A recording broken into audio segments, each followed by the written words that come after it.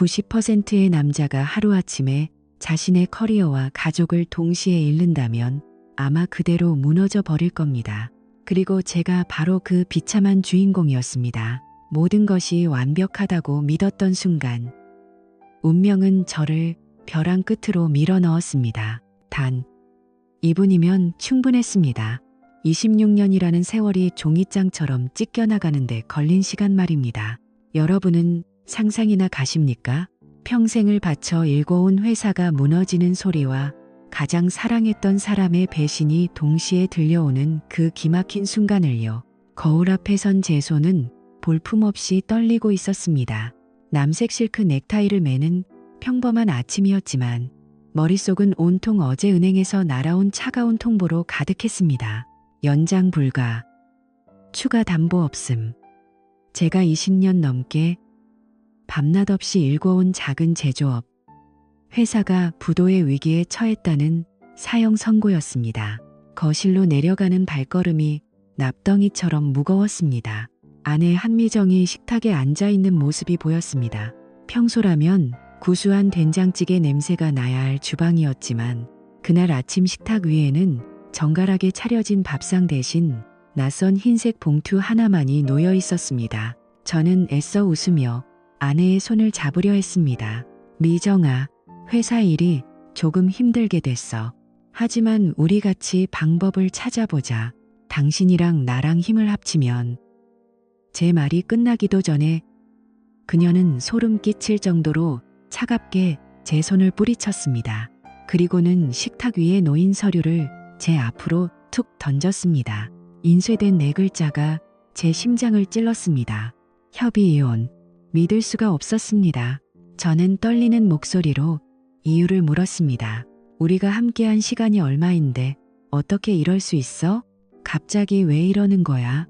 미정은 화장을 진하게 한 낯선 얼굴로 저를 똑바로 응시했습니다.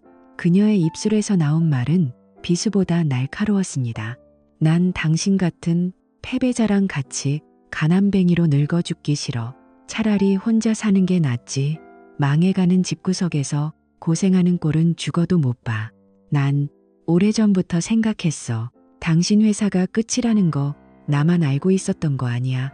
그녀는 차라리 가난한 아내보다 화려한 골드미스나 성공한 돌싱의 삶을 이미 설계해둔 것 같았습니다. 마치 이 순간만을 기다려온 사람처럼. 거실 구석에는 미리 준비해둔 커다란 캐리어가 입을 벌리고 있었습니다. 그녀는 제 표정을 보며 조소 섞인 목소리로 덧붙였습니다. 당신 회사 직원들도 곧 다 떠날 거야. 나라고 왜 안 떠나겠어? 나라도 먼저 살 길 찾아야지. 도장이나 찍어.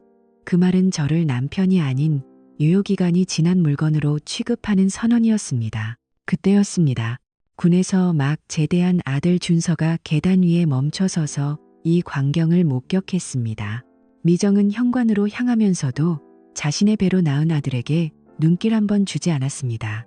26년의 정이 도장 하나와 가방 하나에 정리되어 문 밖으로 사라졌습니다. 텅 빈 거실에는 숨 막히는 정적만이 감돌았고 저는 무너진 가슴을 움켜쥐며 차가운 바닥에 주저앉았습니다. 하지만 여러분, 진짜 반전은 지금부터입니다. 벼랑 끝에 서면 모든 게 끝난 줄 알았는데 그곳에서만 보이는 길이 있더군요. 제가 망하기만을 바라고 도망간 그 여자가 알면 까무러칠 일이 벌어지기 시작했습니다. 이 이야기가 궁금하시다면 끝까지 함께 해주세요. 여러분도 만약 인생에서 누군가에게 버림받았다면 절대 절망하지 마세요. 그 배신이 여러분을 돈방석으로 안내하는 초대장이 될 수도 있으니까요. 구독과 좋아요를 누르고 제가 어떻게 이 지옥에서 보란듯이 성공했는지 지켜봐 주시기 바랍니다. 지금 바로 그 기적 같은 반전의 서막을 공개합니다. 아내가 떠난 그날 밤 저는 한숨도 자지 못했습니다. 거실 소파에 앉아 아들이 잠든 방 문을 멍하니 바라보며 무너져 내리는 가슴을 부여잡았습니다. 26년이라는 세월을 함께한 사람이 어떻게 가장 비참한 순간에 손을 놓을 수 있는지, 인간의 배신이라는 것이 이토록 시리고 아픈 것인지 처음으로 뼈저리게 느꼈습니다. 하지만 다음 날 아침 저는 부어오른 눈을 씻고 무거운 몸을 이끌고 다시 회사로 향했습니다. 아내에게는 쓰레기처럼 버려졌을지언정 저만 바라보며 평생을 바친 직원들까지 길바닥으로 내몰 수는 없었기 때문입니다. 하지만 회사 정문에 들어서는 순간 현실은 상상보다 훨씬 냉혹했습니다. 항상 활기차게 돌아가던 공장 기계 소리는 죽은 듯 멈춰서 있었고 사무실 입구에는 이미 소문을 듣고 달려온 채권자들이 험악한 표정으로 진을 치고 있었습니다. 최 사장, 당신 오늘 결제 안 해주면 여기서 한 발짝도 못 나가. 내 돈 어떻게 할 거야? 우리 애들 학원비도 못 내게 생겼단 말이야. 고함과 욕설이 섞인 아수라장 속에서 저는 죄인처럼 고개를 숙인 채 겨우 집무실로 숨어들었습니다. 책상 위에는 정리가 안 된 미납고지서와 법원에서 날아온 독촉장들이 산처럼 쌓여 저를 비웃는 것 같았습니다. 밖에서 들려오는 직원들의 수군거림은 더 가슴을 후벼 팠습니다. 이제 정말 끝인가 봐. 사장님 부인도 도망갔다며 라는 말들이 비수가 되어 꽂혔습니다. 희망보다는 원망과 체념이 가득한 그 공기 속에서 저는 숨조차 쉬기 힘들었습니다. 실제로 몇몇 직원은 짐을 싸서 인사도 없이 회사를 떠나고 있었습니다. 그때였습니다. 누군가 제 방문을 아주 조심스럽게 하지만 규칙적으로 두드렸습니다. 평소 말수가 거의 없고 오직 숫자와 서류에만 파묻혀 묵묵히 제자리를 지키던 7년차 격리팀장 김서윤 씨였습니다. 그녀의 손에는 오래되어 모서리가 다른 노란 종이봉투 하나가 들려 있었습니다. 서윤 씨는 제 앞에 봉투를 조심스럽게 내려놓으며 평소보다 더 차분하고 단호한 목소리로 말했습니다. 사장님, 이거 제 이름으로 받은 신용대출금입니다. 그리고 여기 제 퇴직금 적금이랑 보험해지 환급금도 다 모았습니다. 아주 큰 돈은 아니지만 일단 급한 자재 대금이랑 현장 직원들 이번 달 월급은 해결하실 수 있을 거예요. 저는 제 귀를 의심했습니다. 눈앞에 놓인 돈뭉치보다 더 믿기지 않는 것은 지금 이 상황에서 이런 행동을 하는 그녀의 마음이었습니다. 서윤 씨, 지금 무슨 짓을 하는 겁니까? 회사가 당장 내일 공중분해 될지도 모르는데 왜 이런 무모한 짓을 해요? 본인 인생은 어쩌려고 그럽니까? 제 고함에 가까운 물음에 그녀는 평소처럼 옅은 미소를 지으며 조용히 되물었습니다.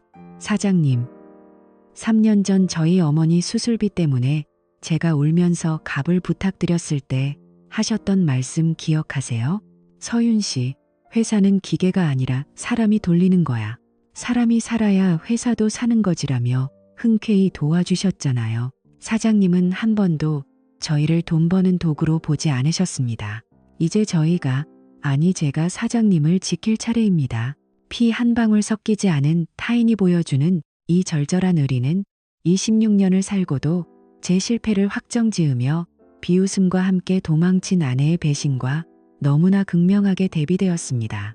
목이 메어 차마 말을 잇지 못하는 저에게 서윤 씨는 서류 한 장을 더 내밀었습니다. 그리고 사장님, 이건 제가 지난 몇 달간 밤잠 줄여가며 업계 인맥을 총동원해 연락이 닿은 분의 프로필입니다.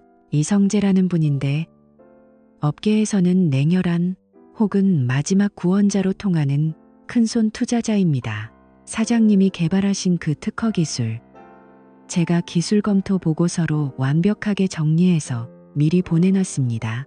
내일 오전 미팅 제가 확답 받아냈습니다.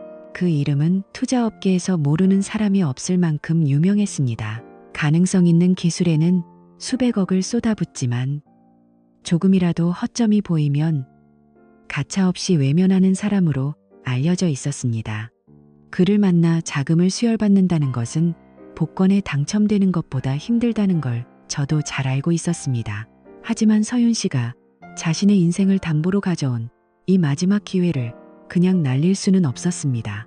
그녀의 헌신은 저에게 단순한 자금 이상의 가치, 즉 죽어도 다시 일어서야 한다는 강력한 생존 본능을 일깨웠습니다.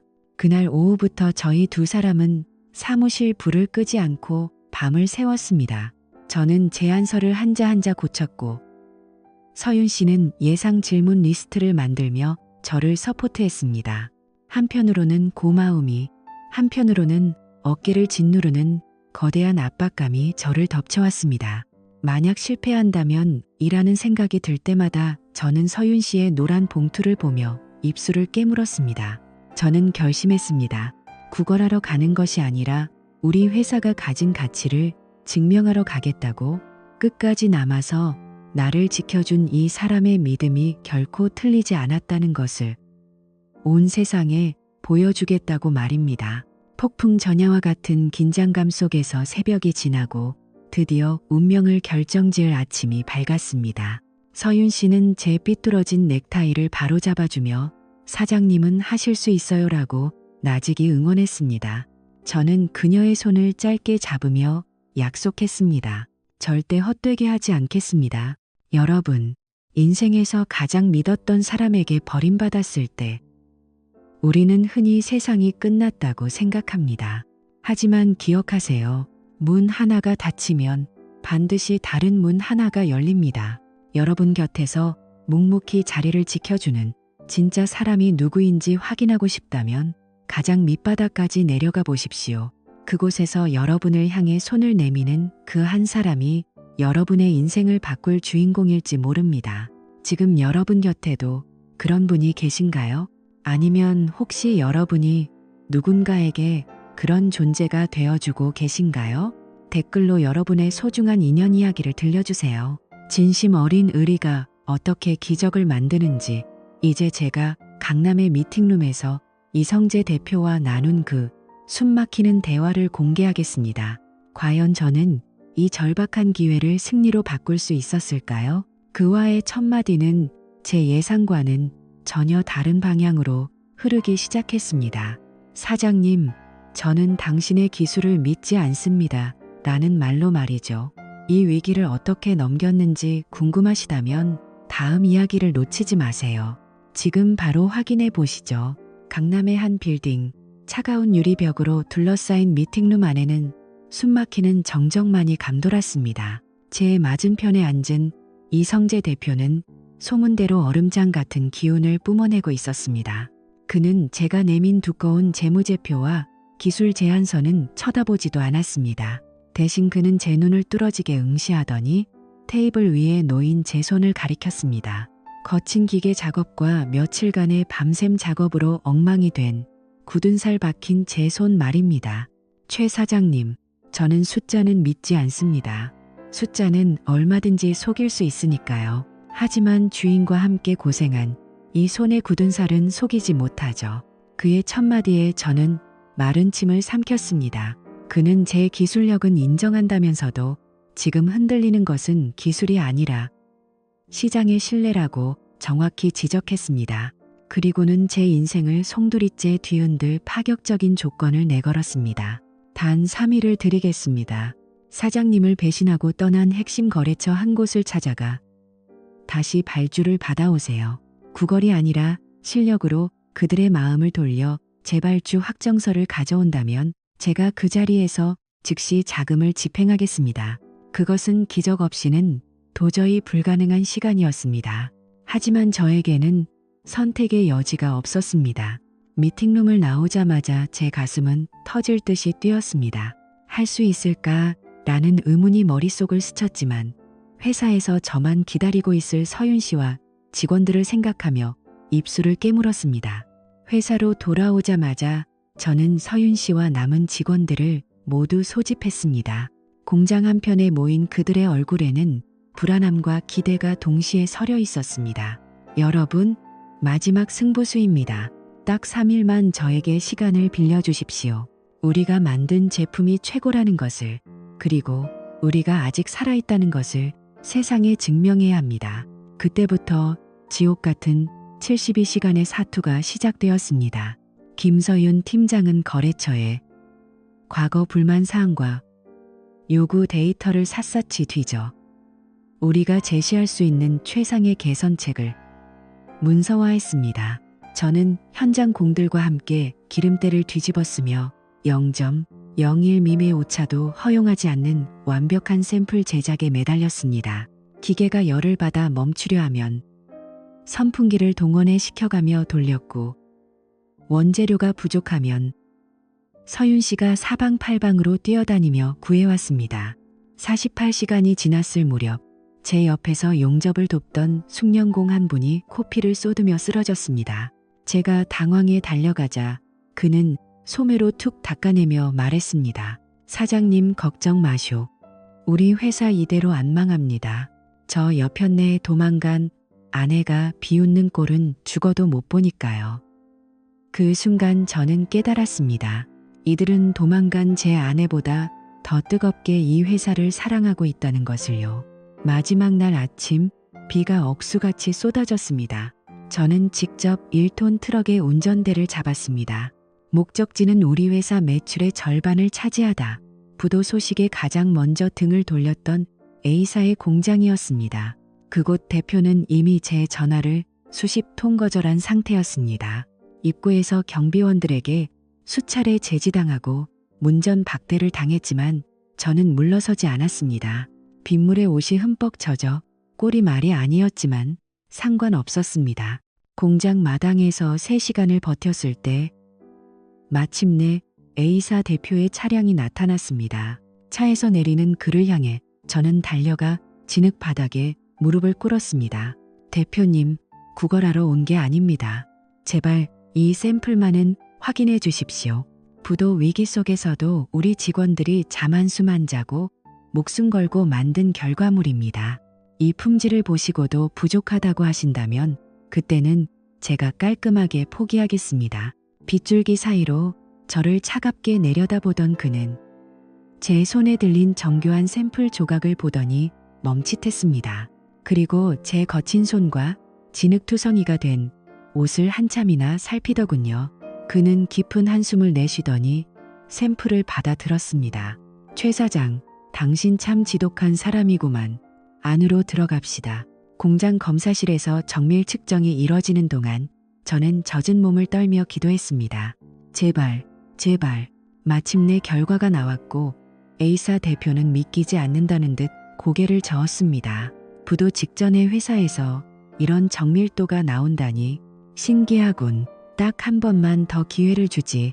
약속한 3일째 되는 날 오후 5시 59분. 서윤 씨와 저는 숨이 턱끝까지 찬 채로 이성재 대표의 사무실 문을 박차고 들어갔습니다. 제 손에는 아직 푸른색 인장 잉크 향이 가시지 않은 재발주 확정서가 들려 있었습니다. 서류를 찬찬히 훑어본 이 대표의 입가에 처음으로 옅은 미소가 번졌습니다. 신뢰를 어떻게 회복하는지 몸소 보여주셨군요. 좋습니다. 약속대로 지금 바로 운전자금 집행하겠습니다. 그 말과 함께 제 휴대폰으로 입금 알림이 울렸습니다. 죽어가던 회사의 심장에 다시 피가 돌기 시작한 순간이었습니다. 저는 그 자리에서 서윤 씨의 손을 잡고 아이처럼 울었습니다. 여러분, 인생의 밑바닥에서 여러분을 시험하는 순간이 온다면 절대로 자존심 때문에 도망치지 마십시오. 진정한 자존심은 나를 믿어준 사람들을 지켜내는 책임감에서 나옵니다. 지금 혹시 여러분도 절망적인 상황에 처해 계신가요? 나는 기어코 일어선다는 결의를 댓글로 남겨주세요. 여러분의 간절함이 하늘에 닿기를 저도 함께 기도하겠습니다. 이제 회사는 살아났고 저는 저를 가장 비참하게 버린 사람들에게 보여줄 완벽한 반전을 준비하기 시작했습니다. 여러분이 기다리시는 복수는 이제부터 시작입니다. 2년 후 우리 회사가 상장되던 날 식장 로비에 나타난 그 여자의 얼굴이 어떻게 변했는지 궁금하시죠? 그 소름 돋는 카타르시스가 다음 편에서 이어집니다. 지금 바로 구독 버튼을 누르고 승리자의 이야기를 지켜봐 주십시오. 여러분도 할 수 있습니다. 지금 바로 행동하십시오. 끝까지 포기하지 않는다면 기적은 반드시 당신의 문을 두드릴 것입니다. 다음 영상에서 뵙겠습니다. 그로부터 2년이라는 시간이 흘렀습니다. 벼랑 끝에서 절망의 심연을 들여다보던 그때의 저는 이제 어디에도 없었습니다.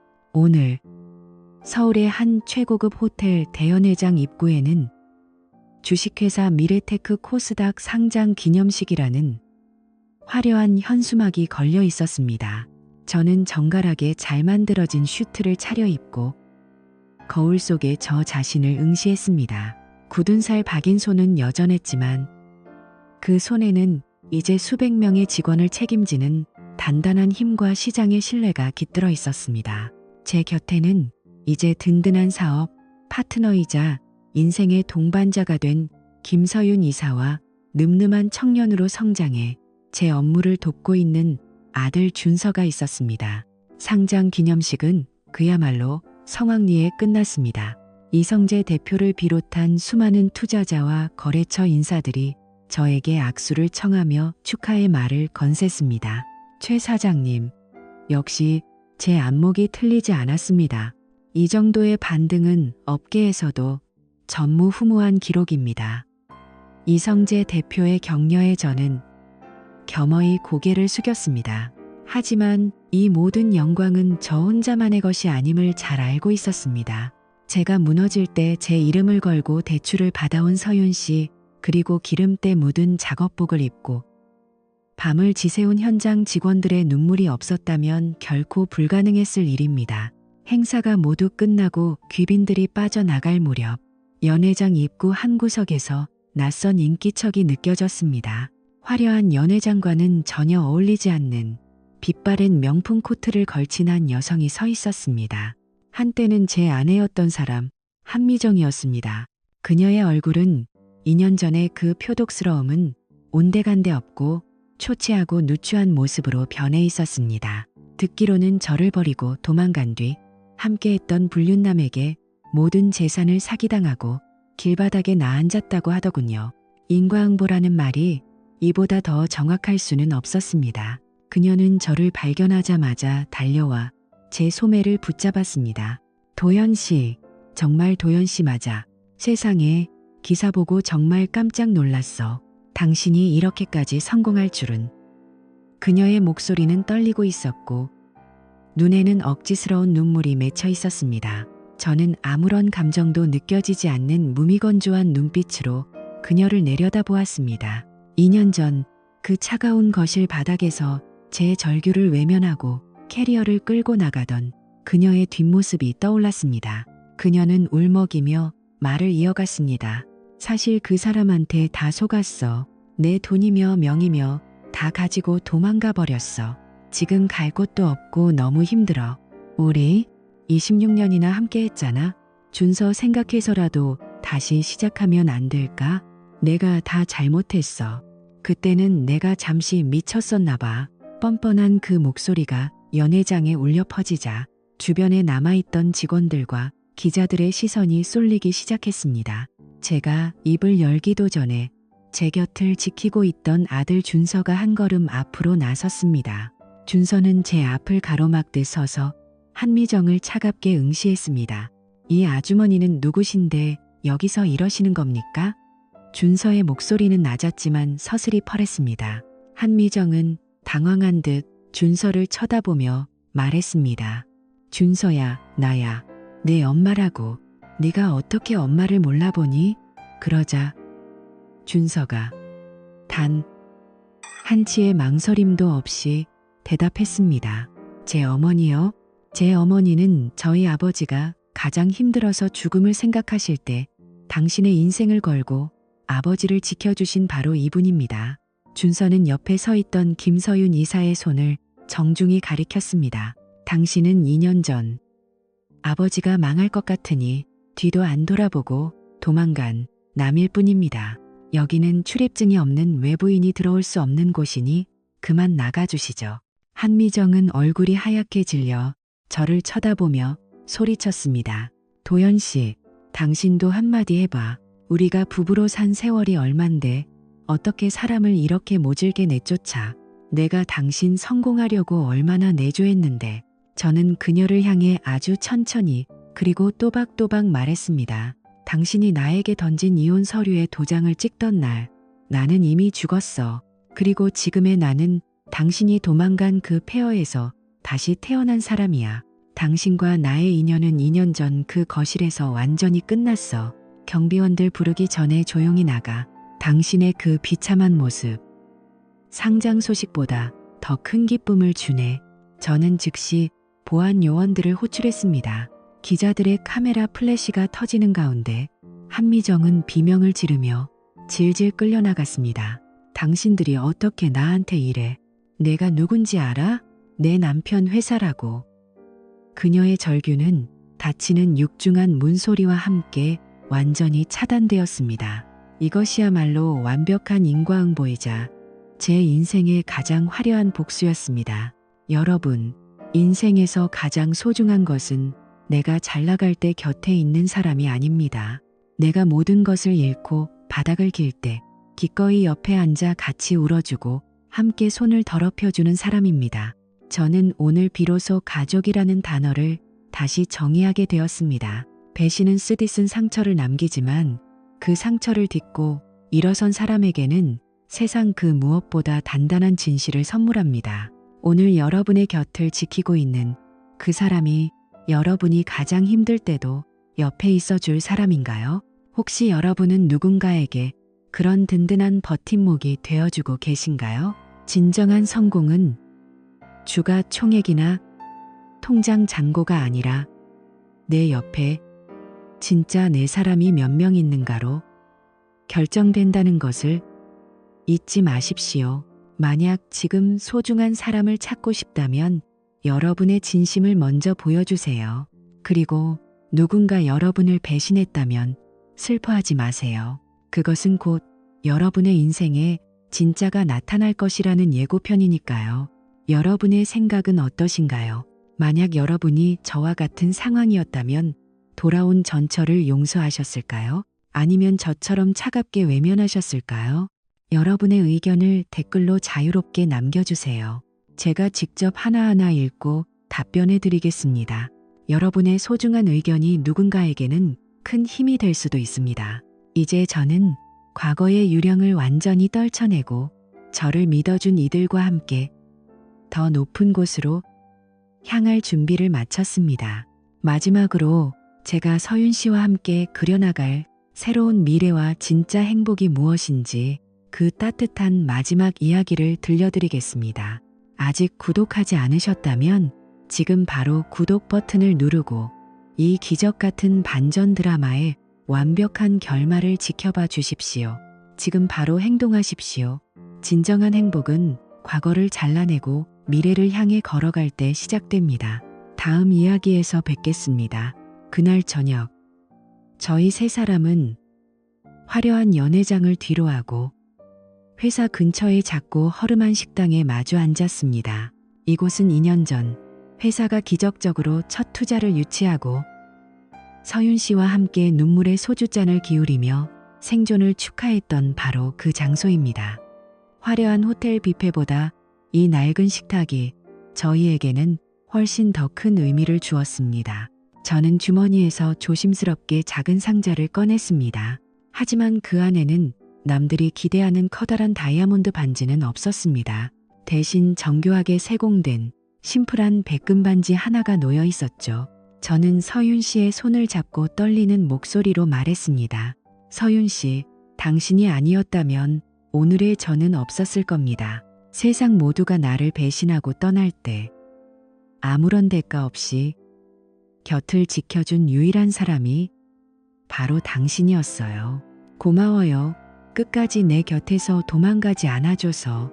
서윤 씨의 눈가에 맺힌 눈물을 보며 저는 덧붙였습니다.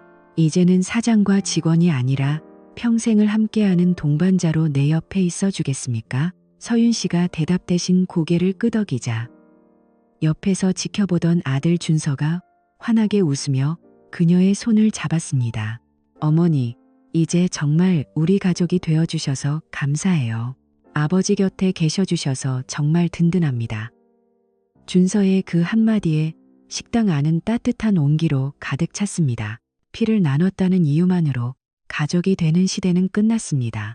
진짜 가족은 인생의 가장 잔인한 폭풍우가 몰아칠 때 우산을 내던지고 함께 비를 맞아주는 사람이라는 것을 저는 이 두 사람을 통해 배웠습니다. 창밖으로 쏟아지는 가로등 불빛을 보며 저는 깊은 생각에 잠겼습니다. 돈은 잃었다가도 다시 벌 수 있고 명예는 무너졌다가도 다시 쌓을 수 있습니다. 하지만 한 번 떠난 신뢰와 사람의 진심은 그 어떤 돈으로도 살 수 없는 보물입니다. 여러분, 지금 너무 힘들어서 주변에 아무도 없다고 느껴지시나요? 그렇다면 지금 바로 여러분 곁을 지키는 그 한 사람을 확인해 보세요. 그가 당신의 초라한 모습까지 사랑해주는 사람이라면 당신은 이미 세상에서 가장 큰 부자입니다. 실패는 사람을 가려내는 가장 정확한 필터입니다. 저를 버리고 도망간 아내는 제 인생에서 가짜를 걸러내준 고마운 존재였을지도 모릅니다. 덕분에 저는 진짜를 얻었으니까요. 이제 저희 세 사람은 식당을 나와 밤거리를 나란히 걸었습니다. 과거의 아픈 상처는 이제 흉터로 남았지만 그 흉터는 저희가 얼마나 강하게 버텨왔는지를 증명하는 훈장이 되었습니다. 저는 이제 더 이상 뒤를 돌아보지 않습니다. 제 옆에는 진짜 가족이 있고 저희 앞에는 눈부신 새로운 시작이 기다리고 있으니까요. 여러분도 인생의 위기 앞에서 절대 무릎 꿇지 마세요. 지금 당장 여러분의 소중한 사람에게 고맙다고 메시지 한 통 보내보시는 건 어떨까요? 그 작은 행동이 기적의 시작이 될 수 있습니다. 시청해 주셔서 감사합니다. 여러분의 인생에도 진짜 사랑과 의리가 가득하기를 진심으로 응원합니다. 행복하세요. 구걸하는 인생이 아닌 증명하는 인생을 사십시오. 여러분의 성공을 제가 함께 응원하겠습니다. 지금 바로 시작하세요.